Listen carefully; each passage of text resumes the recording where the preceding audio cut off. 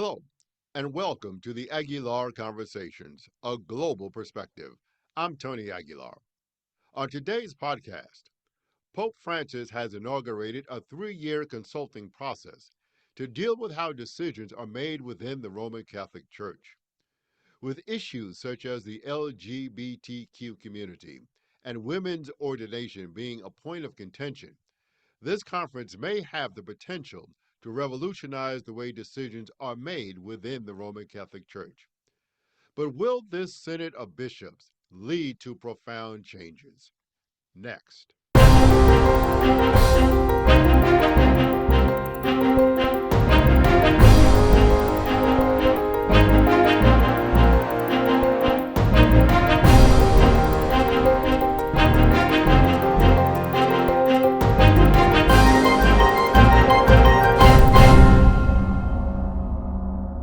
Claire Giangrave is a Rome based reporter for Religious News Service, where she covers the Catholic Church and the Vatican.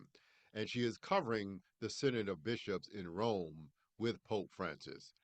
Claire, thanks for joining me today. Thank you for having me. Let me ask you this. What actually led to this conference of bishops that's now taking place in Rome? So, when Pope Francis was thinking about what would be the next topic to have the church reflect on, he says that he realized that a lot of the questions that were coming from people were about what is a synod? What do we mean when we talk about synodality? And so he felt that the church really needed to think about that. And it might seem, I think, for onlookers, for people who are not used to the Vatican, for people who know nothing about Catholicism, like the most boring thing in the world. But under Pope Francis, to talk about synodality means to talk about how do we organize power? How do we make decisions? How do we come together and overcome all the noise that's happening outside and come up with real solutions for real problems? And also, how do we enact the promises and hopes of the Second Vatican Councils? And that's what this whole long process of consultation at the parish level, and then at the diocesan level, and then at the bishops' conferences level, and then back to the Vatican, and then to the continental level. This is what it's led to. And Pope Francis, midway through this project, said, we need more time because the topics that are being brought up are complicated and they're making people upset and angry and tense and nervous. And so he announced last year that he was going to make the Synod of Bishops, which is no longer a Synod of Bishops, which I think is telling, into a two-year event. So we're going to meet this year and again next year. Part of that, and you brought that up, there's been some consternation. As you know, in the United States, there's a huge conservative contingent of bishops who have been very critical of Pope Francis, particularly people like Bishop Strickland from out of Texas, people like that. Um, Even people wishing for violence against the Pope because they think he's going to change the fundamental understanding of the Roman Catholic Church. And so I believe that a number of them have sent what they call the dubia to the Pope, asking questions about certain issues within the church. My question to you is, while you're looking at how rules should be made and how the church should be governed, is there not a power play also at work here in terms of the bishops? Their power stems from the ability to exclude or include and to prohibit. So, are they really concerned about that? And could that lead to bishops perhaps having less power within the church governance of the Roman Catholic Church? I think you have hit the nail on the head. We were talking about power structures, right, earlier, and the Synod is going to address precisely that. Now, we know that I wouldn't call it a huge resistance in the United States. There are some bishops who have been vocal in their opposition to the Synod, and there are such bishops everywhere. Last week, we found that a letter was circulating from the former Bishop of Hong Kong, Joseph Zen, where he complains and he's worried about what's going to happen at the Synod. And they are right to be worried because the Synod is going to involve a wider net of consultation than possibly since the early days of the church. And it's no longer tables where just bishops and cardinals are present. There's all types of people who are present. We don't know a lot about what's happening inside the hall, but we know that they're addressing topics like LGBTQ inclusion. They're talking about female ordination. They're talking about viri probati, that's married priests, and polygamy. And questions that are important to all parts of the church. So they're right to be concerned about what is going to emerge from this. Now, at the same time, what's going to emerge from that really has to do with the kind of conversation that happens in there, where they have a say. Conservative prelates have been invited to talk. And what's most likely, if you're asking for my opinion as a Vatican observer, is that this, as they've said many times, this synod is not going to change doctrine, but it's going to change the way decisions are made at the Vatican and in the church. And that might mean that bishops might not be, kind of unconnected or as free as they were, or they might be even more free, but with more responsibility about the kind of oversight that they exercise in their diocese, which could have tremendous implications, from abuse to the way, they behave when they say something against the Pope. But that door is still wide open, and we don't know yet what's going to emerge. I know that, Pope Francis has said that changes in doctrine are off the table, but that doesn't mean that if we change the way decisions are made, then doctrinal changes might not happen further down the line. That's what I wanted to ask you about, because to say that doctrine won't change would make a consultative body like this irrelevant. If you just take that right off the table, because if you're going to change the way decisions are made, because decisions are made about doctrine, doctrine has changed over the years, over the centuries. So, when you say they may be right to be concerned about certain things that may change, because these would be radical movements within the Roman Catholic Church. My question to you, Pope Francis, do you think he has a predilection to move towards things like ordination of women, blessing of same sex unions? Because why bring those things up if there's not a predilection to move towards that in some form or fashion? Mm. So I don't think it's Pope Francis bringing these issues up. In fact, I know it isn't.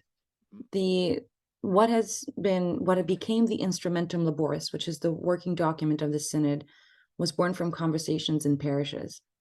And I think you just need to be, and any Catholic will realize, and by the way, I work for a company that covers all religions. And the topic that is tearing at the heart of most religions right now is the question of LGBTQ faithful. It is really at the core of profound tensions about faith and what we believe.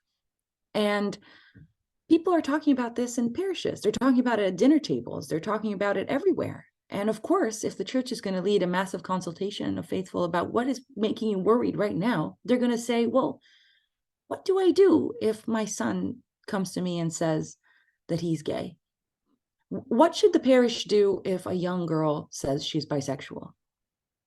How are we supposed to answer? The doctrine says this is intrinsically disordered. In fact, the doctrine department at the Vatican, the dicastery for the doctrine of the faith, said it's intrinsically disordered. And they said that the church cannot bless sin. These are harsh words that we've always sort of respected in the church, but things are changing and moving in such a way where maybe the church needs to find out a new way. My understanding of Pope Francis is that he's not really into the dogma, the big documents, the pronouncements. He's more interested in the pastoral approach. All right, so God says this, and let's say that these things are considered sin. But when I'm in front of you as a Catholic, as a priest, as a bishop of Rome, in the case of the Pope, I will be charitable to you. Now, where that line is drawn are the things that they're talking about in the synod. But it's not the Pope who wants gay priests or wants this or that. No, it's the people of God who are talking about this. and they care about it. And I think that actually, when I've asked the Pope about female ordination in the past, he said it's off the table. I mean, John Paul II already made up his mind. So I would say sometimes we tend to say that that Pope Francis is very liberal, but he really isn't that much in many things.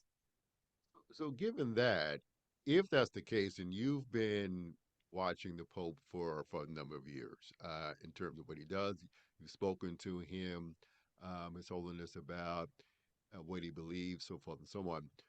So then, why is there in some circles a a sense of criticism about which direction they think he's taking the church, if indeed he's saying certain things like that are indeed off the table? So what's driving his opponents to go against him? Um, I spend a lot of time also talking to papal critics, and the word that comes out of their mouth most frequently is the term confusion. Now, when Pope Francis talks about some of these issues, uh, it can be confusing because on one hand, he will say things that are deeply offensive, for example, for LGBTQ Catholics. On the other hand, he will meet privately with a prime minister and his husband at the Vatican, right? A male prime minister and his husband.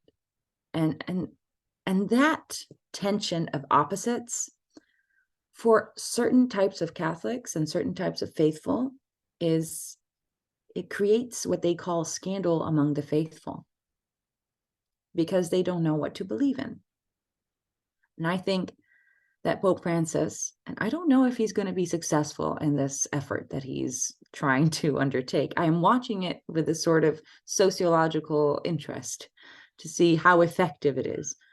But he thinks that sometimes we can hold these opposites, these polarities, as he calls them, in tension. And that's okay.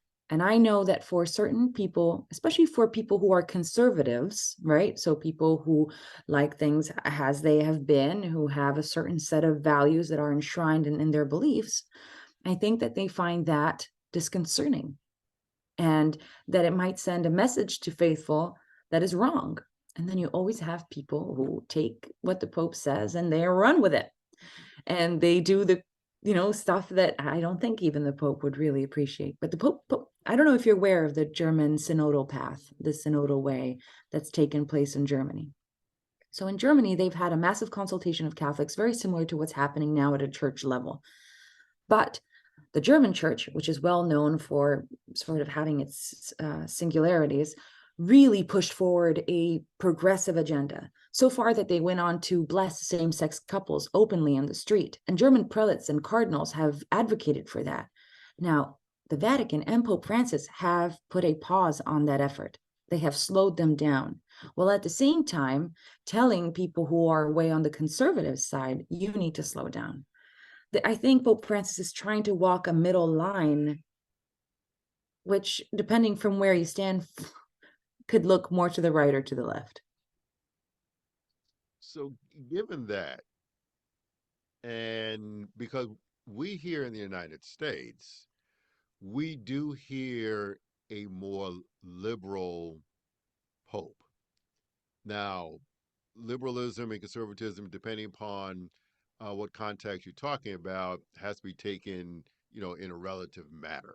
Within the Roman Catholic Church, liberal, liberal Catholicism does not mean what liberalism would mean, obviously in political sense.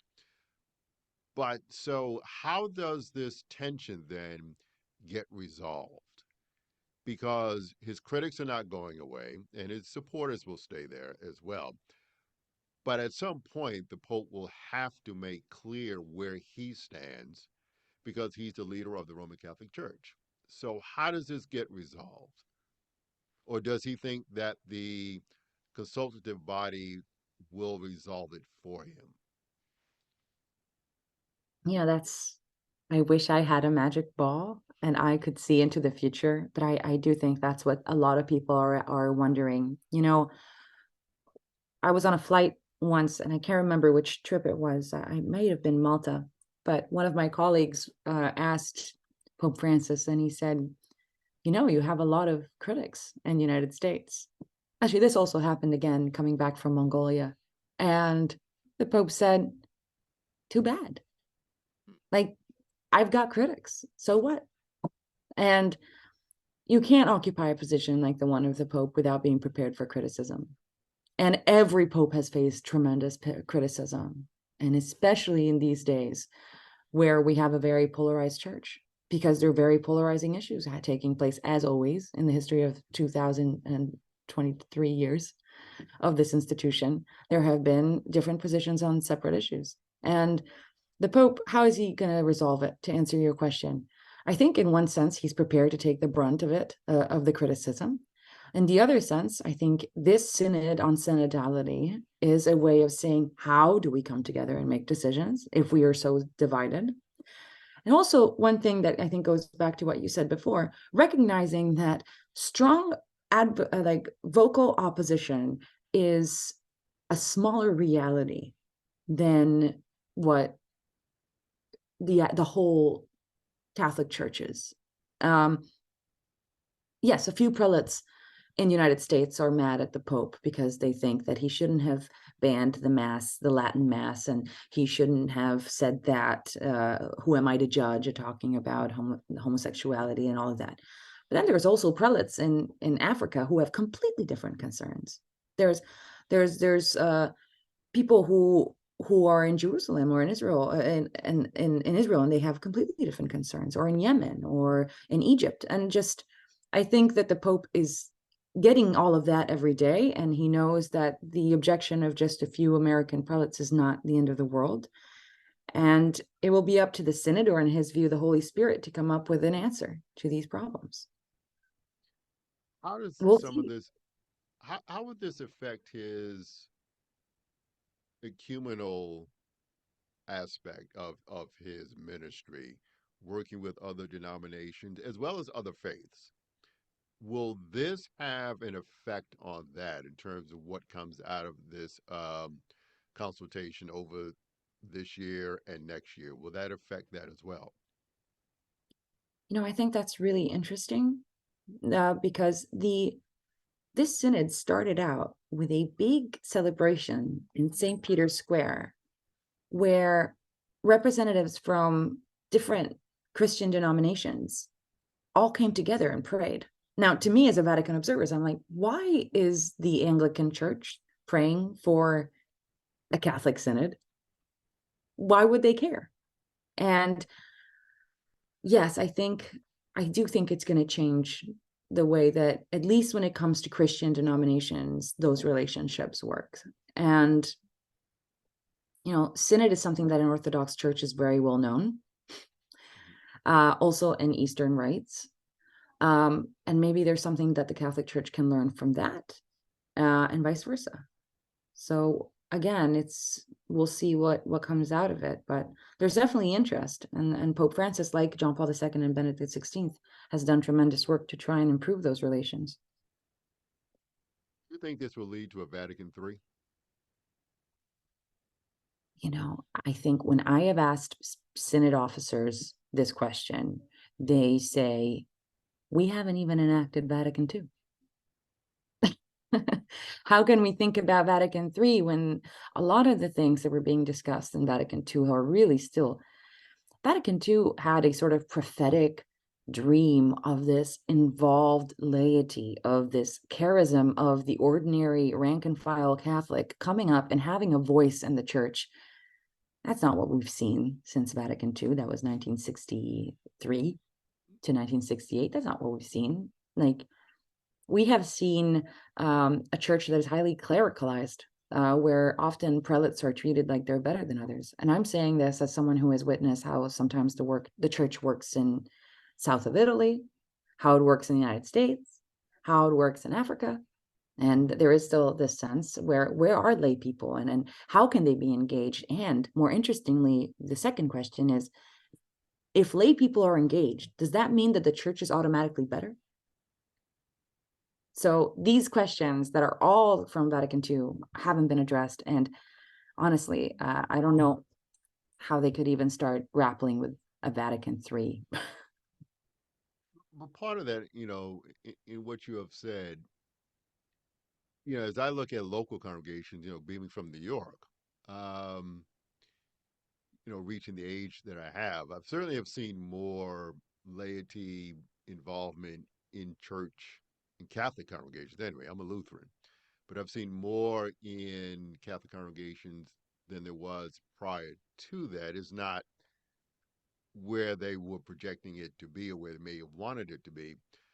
But the question I would ask to you is that this conference that will take place over the next 2 years has also given hope to people about a direction that the church may head into. I've heard from uh, women who want to be ordained within the church, and they're expressing a sense of optimism. I've heard from gay and lesbian folks within the Catholic Church who think that this is a hopeful sign. And so the question I would have is at the end of this 2 years, are a lot of people in for a serious letdown?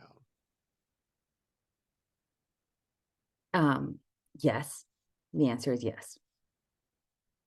Um, I've also spoken to representatives of those groups, and I know that there is a lot of hope and expectation into the synod. The same way I think you could feel hope and expectation for previous synods, like the synod on the Amazon region, synod on young people. They always had this underlying theme that maybe this is the time when the church will finally allow such and such and such and such, and we will finally feel accepted as such and such and such and such.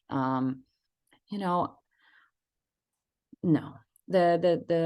I would be surprised if women priests were became the center. And also I think here's the thing, the question of the role of women in the church is such a central role, and it's actually been proposed so strongly at the parish level and by church participants faithful all over the world that it would also be somewhat insulting to just be a footnote in a document that talks about synodality and ecclesiology and the governing of the church.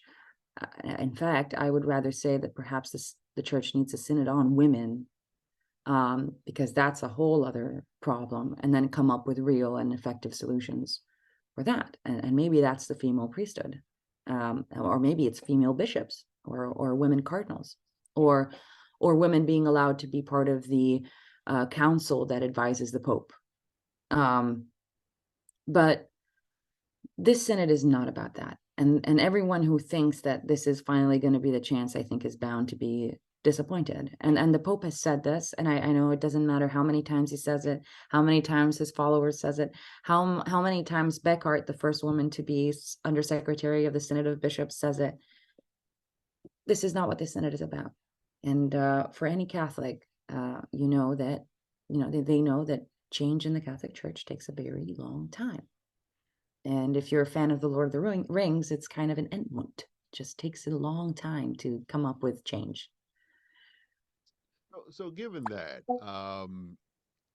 like I said, I come out of the Lutheran tradition in terms of ELCA, which is a more liberal wing of the Lutheran faith. And we've had these conversations as well. The Lutheran Church had these conversations about gay and lesbian. Obviously, women are ordained within the ELCA; they're not in the Lutheran Church Missouri Synod. But it does seem that if people are constantly disappointed about where their church is going to go, it seems that that sets up a time for a schism. That people either leave, they create their own sense, because yes, change takes a long time, but who wants to wait around for another 100 years before people are finally recognized in the full totality of who they are? So, what do you think? And you've been observing the Vatican for a while. What do you think will be the response of people if they are indeed, or as you say, they will be disappointed? What do you think their response is going to be? Well, um, we're already seeing the response. People are leaving the church, especially in the West. The pews are emptying. Donations to the Pope and to the Vatican are dwindling, especially following the sex abuse scandals, and add to that the financial mismanagement. I mean, the people who are still holding on, the people who still go to Mass every Sunday, and the people who continue to be committed to the Catholic faith are fewer and fewer. And we're already seeing that. And I'm not sure this synod is going to change it, really. This synod is for the people who are in it and who are willing to muscle through and to give the church a chance. And maybe some people will give up and they'll be like, oh, well, the synod is disappointing. I'm just giving up. And there's not much that can be done about that. But at the same time, you know, regarding a schism is a whole different thing. The schism is when a whole group decides to separate to create a different church. And we've seen that in the in the Catholic Church. In fact, we're very close to the 500th anniversary of the Lutheran schism. So, you know, every 500 years, the church kind of is jostled, and it might happen again. The Pope has said on the record he's not afraid of a schism. Interestingly enough, I think progressives would be more like data shows they tend more to leave the faith and maybe go to another denomination that might, you know, better reflect their needs, their spiritual needs and beliefs. So the schism from the left isn't that realistic. A schism from the right is also not very believable, because right now all the opposition of the right is against the person of the Pope, and the person of the Pope doesn't last forever. And also a big thing about being Catholic is loyalty to the Pope, and the conservative Catholics have that as a strong tenet of their beliefs. So it creates a bit of a hiccup in their efforts. So I guess my answer is I don't think there will be a schism. But what we might see as what is already happening, which is people leaving the faith. And I don't know if a synod can fix that. You do see some growth in the global south, That's which true. tends to be more conservative, Yes. um, which begs the question that when it does come time for a new pope, as you say, popes don't last forever, that they're going to look for someone who may be more along the lines of where Pope Benedict was in terms of conservatism, where many people perceive Pope Francis to be at. Would that be accurate? Um, yes. But here's the thing. Pope Francis has elected at the moment the majority of the conclave. What the number of cardinals who would make a supermajority, so 61%. So a lot of the cardinals who now make up the College of Cardinals that would elect the next pope are people who Pope Francis thinks represent his style and leadership views. You know, now the conclave that elected Pope Francis and Benedict XVI before him was a rather conservative College of Cardinals. So that means that even it doesn't really matter who those cardinals are, the results might still be unpredictable. We've already seen the lobbying from conservative prelates trying to push this cardinal or that cardinal who has a view that is closer to their own. It's a little soon right now to predict, but if you want my kind of Vatican expert, since, you know, watching this world very closely for a very long time, they're looking, I think, for someone who's kind of down the middle, who will just slow things down even more. Because that's just the spirit of the Vatican. And we might see someone who is a Bergoglian, as they say, you know, maybe a man who was close to the Pope Francis, but perhaps a figure who would also have a few, maybe, you know, put the brakes a little bit on all this change. So we'll see. I mean, there are a few names that are out there right now, but Another thing that happens under Pope Francis a lot is that instead of being rising stars, it's often shooting stars, because careers can go up and then go down very quickly in this pontificate. So I don't want to put out a name yet for possible candidates, because who knows, maybe they won't be there in a year or so. You might be right. You might be right on that one. Let me ask you this. I want to go back for a moment to the ecumenical aspect of this because, you know, Roman Catholicism is the largest denomination within Christianity. So people do watch what's happening. And as you said, they have the opening ceremony of heads of denominations praying for the Catholic Synod. And they're going to watch and see what happens. How do you think the other denominations will be affected by this? Well, my expertise is obviously the Vatican, but I think, as you said, I think, correctly, what happens at the Vatican is, is observed and is watched by other faiths. I really think that this question of LGBTQ faithful is a big one. And for Christian faiths, it really touches something deep about the belief system and how it clashes with actual reality. And the church has traditionally had the Catholic Church, such a corpus, a body of doctrine and knowledge and experience that, in whatever way it applies it, and whatever kind of pronouncement might come out of this synod regarding that, even if it's just limited to welcoming and acceptance, the way it's going to be written down and formulated and thought out, I think, will be interesting to watch for other religions who are also facing these kinds of tensions. And some, we know, are even breaking up because of these tensions. So I think that's definitely something. If you take the lens and you go back and you look at what is the single most topic dividing churches right now, all over the world, but especially in the West, LGBTQ, the LGBTQ community, how are they addressing it? The way the church responds will be interesting, I think, for everyone. Let me ask you this as an observer. Um, how do you think they will ultimately treat the gay and lesbian community, LGBTQ community? How do you think that will play out?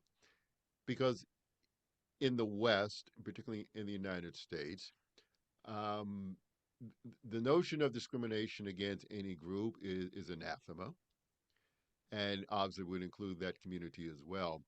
So, how do you think Pope Francis, who I think at the end of the day is a priest? I mean, yes, Mm-hmm. he, he's top of the food chain. We get that, but at the end of the day, he's a priest, Mm-hmm. and he respects his position as a priest. How do you think they're going to handle this at the end of the day? From what you've observed of him, even though he says doctrine won't change, but I can't imagine him not figuring out a way through this process that he's going through of how to welcome that community in some form or fashion. I could be Mm-hmm. wrong, but how do you see it? Well, this is what I think, that the church, as I mentioned before, has a long-term approach to things, just principally, bureaucratically. And what I have observed is, and what I see Pope Francis pushing for is, first of all, the change in language. The language that the Catholic Church has used to refer to the LGBTQ community and faithful has been extremely hurtful. Words like intrinsically disordered, words like sin are hurtful for people who believe in God and want to participate in communion and be part of their parish and are part of the LGBTQ community. So I think that we actually have seen Pope Francis get very mad and retaliate against the use of language that is hurtful. And after that, after eliminating that, and as you said, the pastoral approach, right? The priest, the pastor. I mean, I covered a group of transsexual sex workers who were all put on a bus by their parish priest, brought inside the Vatican, thanks to the papal almoner, who takes care of the charity of the Pope, got their vaccine and a whole medical checkup, even though they were, many of them immigrants, many of them without the proper paperwork, and taken care of inside the Vatican. These kinds of facts, not doctrine, have tremendous impact. Just that echoes far beyond if the DDF, the Dicastery for the Doctrine of the Faith, released a document saying, you know what, let's not call it sin anymore. Because you see it in the actions of the church. And I think we're going to see it far more in the actions of the church. And perhaps in a church made up of mostly white old men.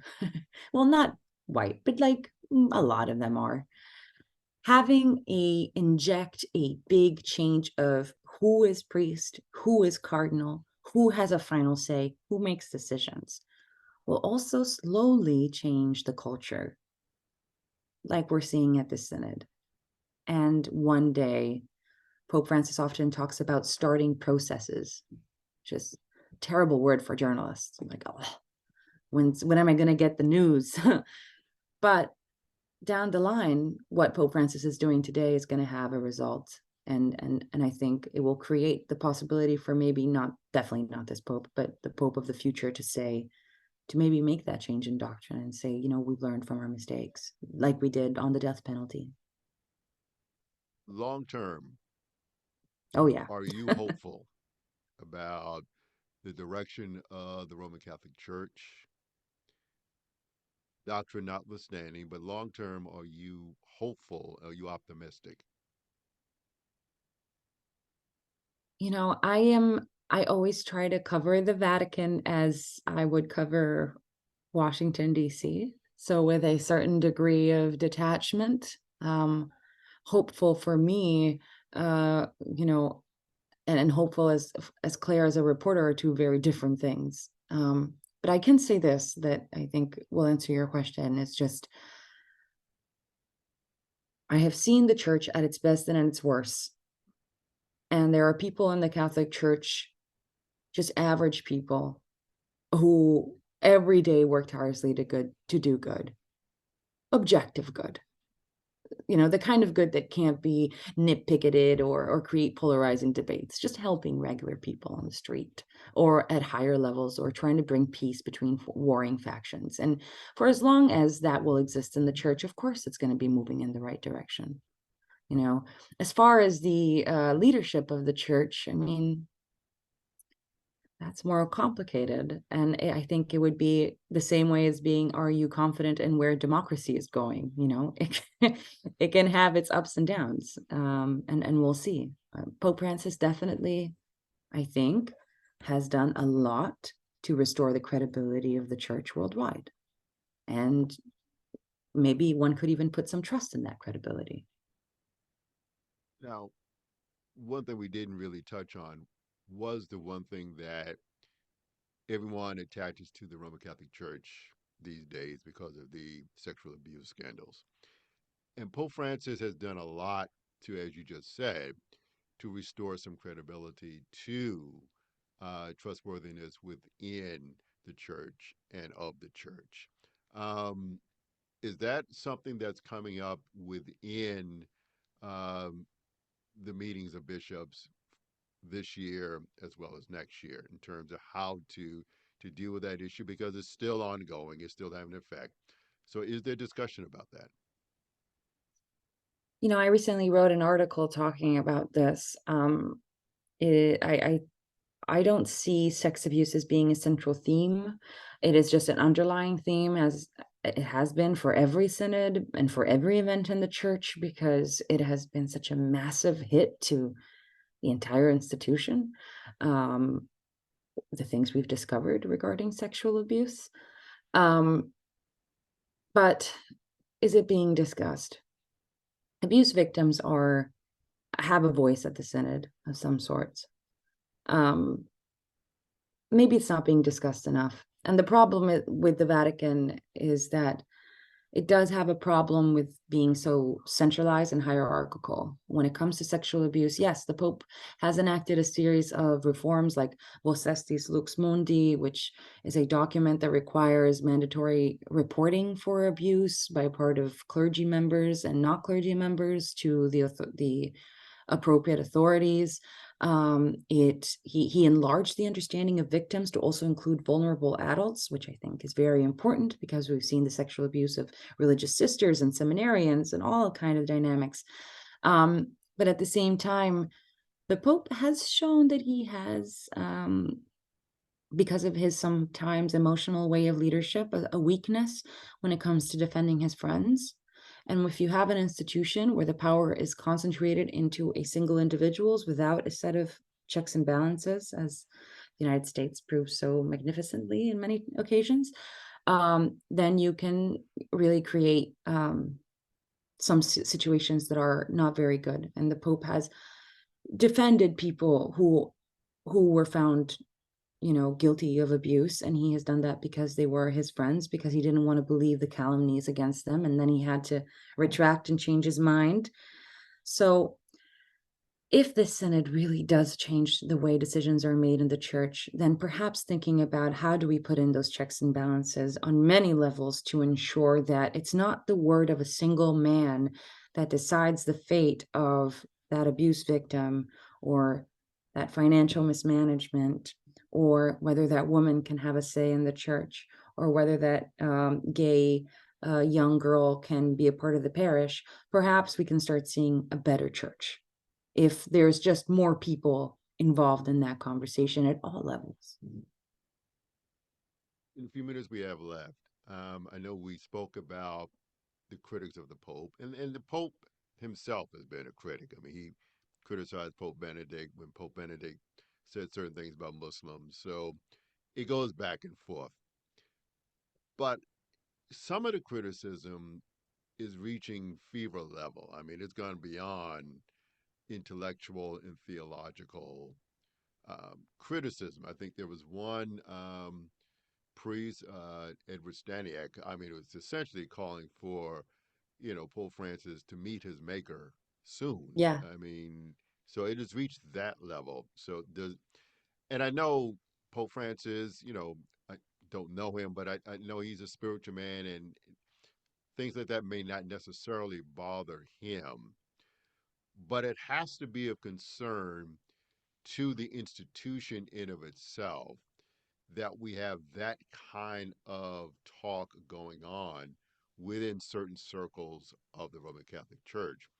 Mm-hmm. The EWTN, the television network, Eternal Word TV network, is very critical of the Pope. And as we see how things play out in today's world, words have effect and people act on those words. So is there concern about, you know, how strident some of these folks are when it comes to their criticism? Mm. I don't see anywhere else in the Catholic Church the kind of backlash that the Pope gets in the United States. Um, I mean, you'll have some abuse victims being very vocal when they're upset. Um, you will have maybe some progressive leaning individuals or advocates being very critical of the Pope when it comes to women or when it comes to LGBTQ Catholics. The kind of vitriol that comes out of the United States is unique.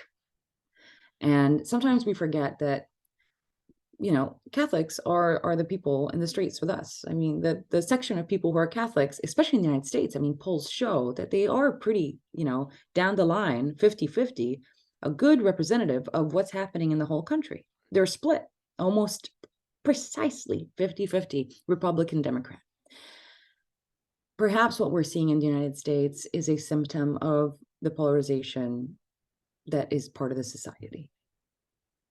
And I would say that this is, let's not forget the Vatican is in Italy, and there is an Italian lens that is adopted when phenomena like this present themselves. And I say this, having spoken to papal advisors and representatives and having heard the Pope himself, I think there is a sense that the public discourse in the United States has reached such a high level of vitriol, of polarization, that the debate is kind of gone off the rails. And so you get extremists. And the worst thing to do is to give those people weight. Now, when you mentioned Strickland, for example, you know, his diocese has been put under visitation, and there was even rumors that he might be, you know, encouraged to offer his resignation. So obviously the Pope is taking action, the usual channels that are available to the Pope through his nuncios, that is papal representatives in various states. But I don't think the Pope is going to take that too seriously. In fact, I think he sees that with a degree perhaps of concern for what is happening inside the American society that brings out such anger and such polarization. And yes, there are groups, there are cohorts that strongly oppose the Pope. What are the reasons they oppose them, I think, are more political than spiritual most of the time. You know, these are the same people who perhaps would be very much against the way Pope Francis has opened the conversation towards China. And so the political fault lines of the United States are by no means the major concern of the papacy. They've never been. And John Paul II was an exception. There was a special relationship with the United States under his pontificate. But even there, the Pope he had great opposition in the US. Maybe in 2023, we're used to people just speaking more openly. But I've also studied the church for so long that I know that, you know, things have happened in the past to insult popes that are much worse. The Pope was slapped in the face once, just slapped. So they've seen worse, and Francis knows that, and he can take it. Our guest today has been Claire Giangrave, reporter for the Religious News Service. Claire, thanks for joining me today. Thank you. This was great. Thank you for the questions. And thank you for joining us. And join us again next week as we discuss another issue of global importance here on the Aguilar Conversations, a global perspective.